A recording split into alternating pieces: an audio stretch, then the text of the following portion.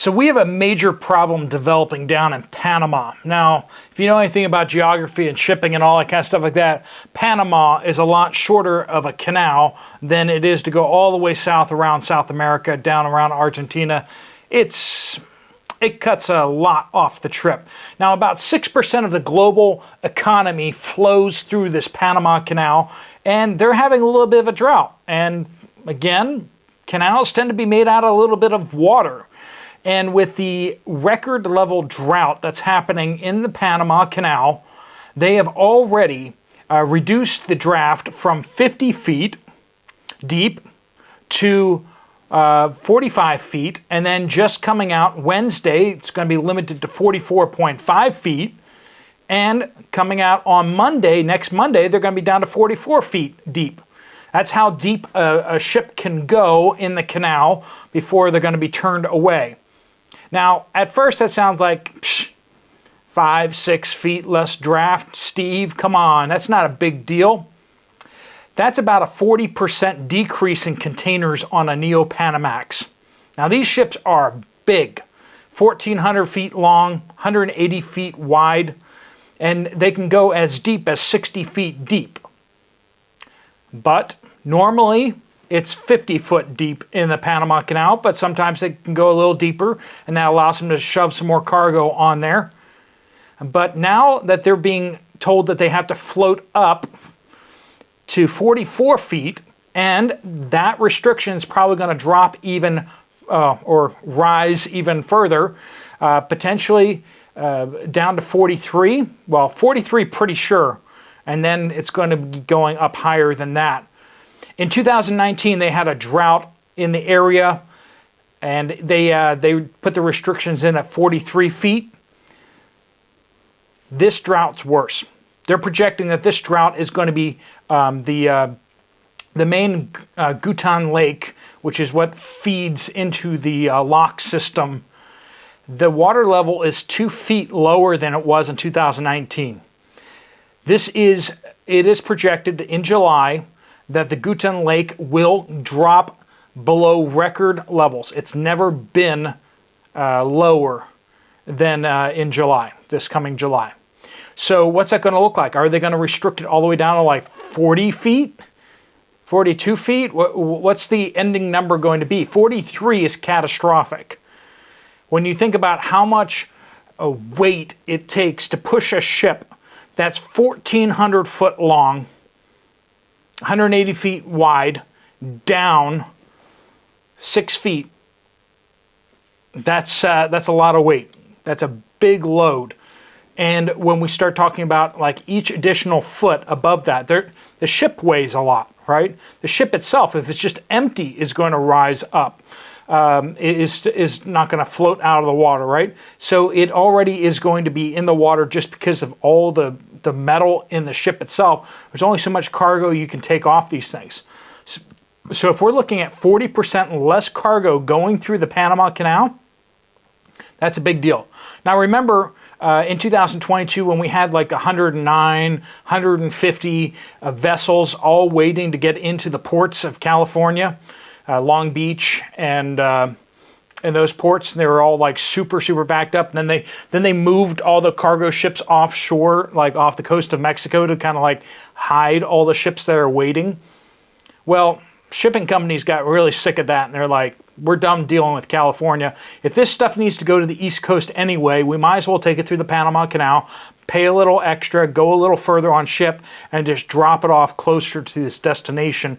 And so that's what a lot of these shipping companies have done. So like the ports in Virginia, they are up 21% in containers. Savannah, up 26%. Charleston, up 28%. And of course, Long Beach and all these other ports in San Diego and Los Angeles, they are down significantly. And all this traffic's going through the Panama Canal. It's coming mostly from China. That's where it's coming from. It's going through the Chinese-owned Panama Canal. But with this drought, we're going to see that either they're going to, for the short term, they're going to have to use a lot more ships to get it there. And with the numbers that they're looking at right now, they're going to have to start seriously asking the question, is it better for us to take this ship down south the long way around South America? That's a very real question that's going to start being asked, and that's definitely going to put out a little more carbon than some farting cows. So we kind of need to deal with a lot of what's going on with this. With the drought being worse in 2019, a lot less water flowing into the canal means a lot less cargo is going to flow through the canal. How's this going to impact us directly? Prices on shipping are already going up. They're not only restricting the amount of the depth of the ships going through, but they're also charging more money. Yes, the Chinese government's going to charge more money for people to use the canal, because basically they're not using seawater. Okay, the seawater is not what's using is for the lock system. They actually drain it out of Guten Lake, fills up the thing, and then the water kind of goes down as it steps down with the ships. And so they have to keep pouring more water into the lock and dam system from the lake. So basically, they're running out of water, and they are starting to charge more for the privilege of using the water to get your ship through. So costs are already up $1,500 per container to get through the Panama Canal. That's a big jump up. Usually it costs $10,000 to $15,000 to get a container from China over to the west coast of the United States. Costs a little more to get over the east coast. But if you tack on $1,500 now, wait until those restrictions come into play.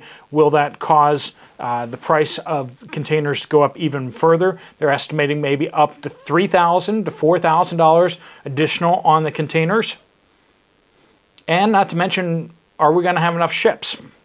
Because if it's going to take more ships to move the same amount of containers, that causes a problem as well.